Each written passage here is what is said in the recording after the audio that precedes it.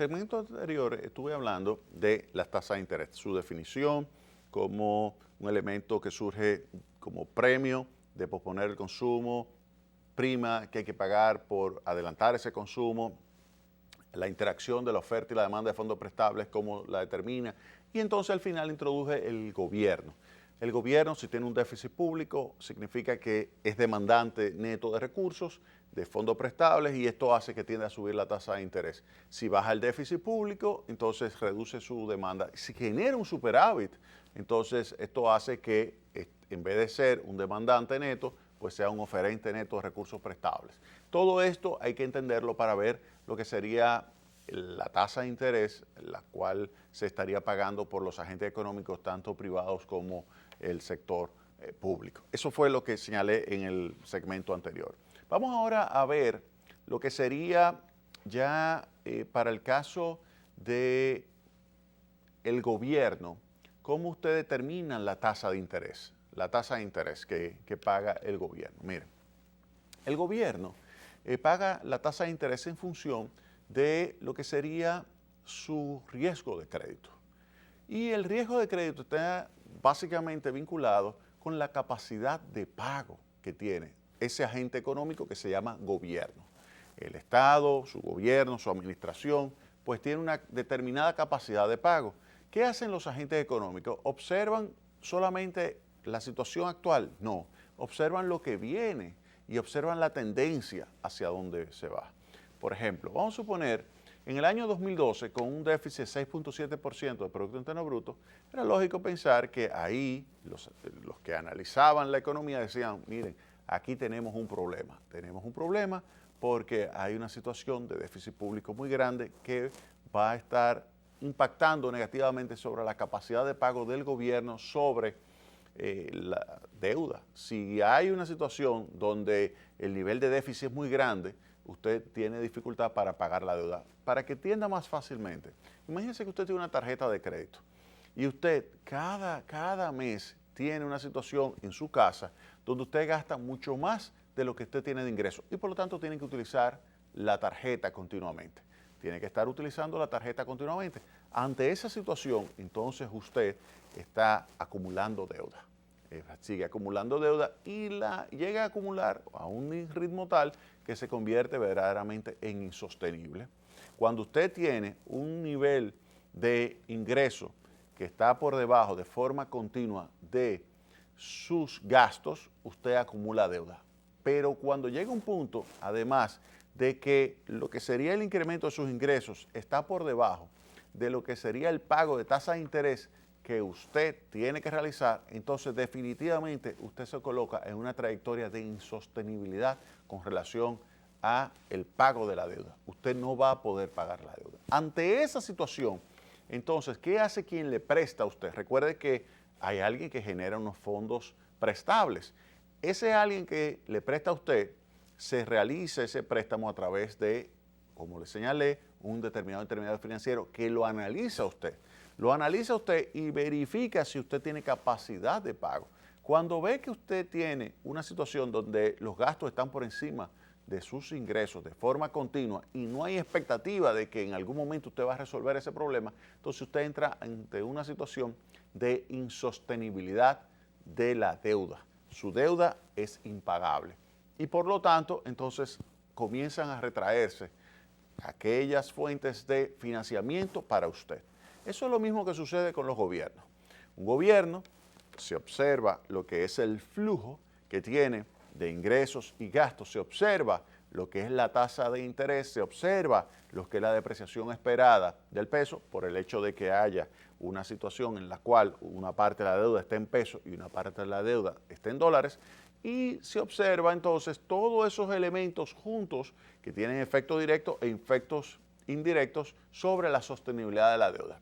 Y se calcula entonces cuál sería aquel nivel de ingresos que le permitiría a usted tener un nivel de deuda sostenible o cuál sería el nivel de saldo en términos de ingresos y gastos que usted debería tener para tener una deuda que sea sostenible. En términos básicos es que el valor presente del flujo que usted va a recibir sea mayor que el que usted va a pagar. Y eso tiene que ser exactamente igual al nivel de deuda actual que usted tenga.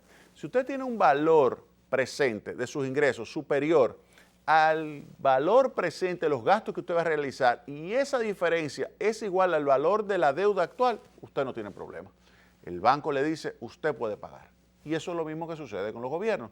Si usted tiene un gobierno donde el valor presente de los ingresos es mayor que el valor presente de sus egresos, entonces usted tiene, al comparar con el nivel de deuda actual, una posibilidad de que su deuda sea sostenible. Si esto es mayor que su deuda, entonces definitivamente que es sostenible. Obviamente, hay indicadores que le permiten a usted saber rápidamente si su deuda está en una trayectoria sostenible o insostenible. Si usted está pagando una tasa de interés por debajo, por ejemplo, del crecimiento de la economía, usted estaría en una trayectoria de sostenibilidad de la deuda. Sigue creciendo la deuda, pero es sostenible. Sigue creciendo. Oigan bien lo que le estoy diciendo. Sigue creciendo la deuda, pero es sostenible. Claro está. Usted le gustaría desmontar esa deuda. ¿Cómo usted desmonta una deuda? Usted desmonta una deuda cuando sus ingresos llegan a colocarse por encima de los egresos. No voy a entrar en detalle de si tiene que ser primario. No. O sea, no voy a entrar en esos detalles. Pero el punto clave que le estoy diciendo es que sus ingresos tienen que ser por encima de sus egresos. Si sus ingresos están por encima de sus egresos y usted trae todo eso a lo presente, usted va a poder pagar su deuda sin ningún tipo de problema. Y eso es lo básico a la hora de usted analizar si un gobierno puede o no puede pagar su deuda. ¿Qué hacen los agentes económicos a nivel internacional o a nivel nacional que están dispuestos a comprar deuda del gobierno de la República Dominicana? Analizan cuál es la situación del crecimiento de la economía y observan, mira, el crecimiento de la economía en términos reales en los últimos años ha sido promedio 6%. 6% de crecimiento de la economía y le dicen eso es en términos reales. En términos nominales, ¿cuál es el crecimiento? Mira, el crecimiento en términos nominales, si usted toma una inflación que puede ser del 4%, 5%, usted puede decir, si fuera 5%, que el crecimiento de ese PIB nominal es de un 11%. Y luego dice, bueno, ¿y cuál sería la tasa de interés?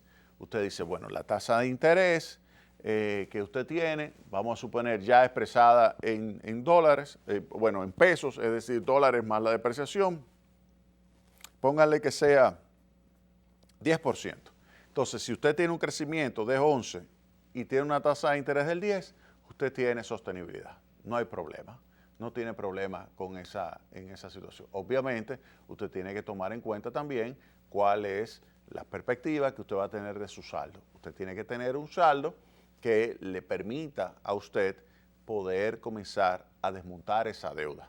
Es decir, que usted no solamente va a estar mirando lo que está sucediendo en el momento actual, sino la expectativa que usted tiene con relación al saldo de las finanzas públicas. Si usted ve que el déficit va cayendo, entonces usted tiene expectativa de que al reducirse el déficit público, usted va a llegar a un momento tal que el valor presente de lo que sería ese saldo de las finanzas públicas le va a permitir pagar la deuda. Ese sería, en resumen, el análisis que realizan los agentes económicos que están dispuestos a adquirir deuda del gobierno. Entonces, esa sostenibilidad es fundamental en el análisis. Esa sostenibilidad es clave a la hora de decidir los agentes económicos si le prestan o no le prestan a una determinada economía, si le prestan o no le prestan a un determinado gobierno. Eso es fundamental, determinar la sostenibilidad de las finanzas públicas, observar lo que está sucediendo con la tasa de interés, observar lo que está sucediendo con el crecimiento de la economía, verificar la evolución del saldo de las finanzas públicas, son elementos clave para determinar si efectivamente se le debe o no se le debe prestar a un determinado agente económico, en este caso el gobierno. En el caso del sector privado, también por igual, lo que se hace es verificar, se tiene un flujo libre de efectivo del negocio, y se verifica si ese flujo libre de efectivo del negocio, en términos de valor presente, es suficiente para pagar la deuda. Si paga la deuda, no hay ningún problema, para luego entonces lo que quede, retribuir al propietario del capital. Ahora bien, si usted tiene que el valor presente de ese flujo libre de efectivo de un determinado negocio es inferior al nivel de deuda actual, ¿quién es el dueño en realidad? ¿Quién es el dueño de ese negocio? El dueño de ese negocio es el acreedor, es decir, aquel que tiene la deuda en las manos. Y en esa situación, ¿cuál es el valor del equity, del patrimonio? Cero. El valor del patrimonio en esa situación es cero. Es decir, que si usted tiene que el valor presente del flujo libre efectivo que genera un determinado negocio, cuando usted lo trae al momento actual, ese valor presente que usted va a estar, del flujo libre efectivo que usted va a estar recibiendo, si usted lo trae ahora, y lo compara con la deuda, vamos a suponer que sea 10 millones de pesos de valor presente del flujo libre efectivo y la deuda es 20 millones de pesos. En realidad usted no tiene nada. El dueño del negocio es el acreedor.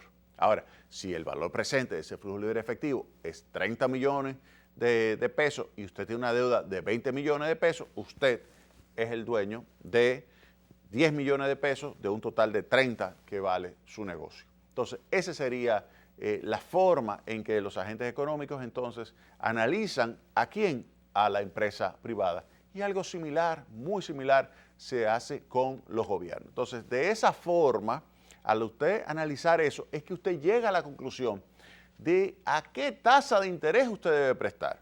Si es alguien que tiene una poca posibilidad de pagar la deuda, la tasa de interés, en el mejor de los casos, es elevada. Le digo en el mejor de los casos porque mucha gente lo que hace es, ante esa situación, sale de la posibilidad de que se le preste a ese agente económico. No le van a prestar. Si su riesgo de crédito es tan elevado como para decir que usted tiene una trayectoria en sus finanzas que le hace un cliente de deuda insostenible e impagable, inmediatamente los agentes económicos se retraen, salen y no le prestan a usted.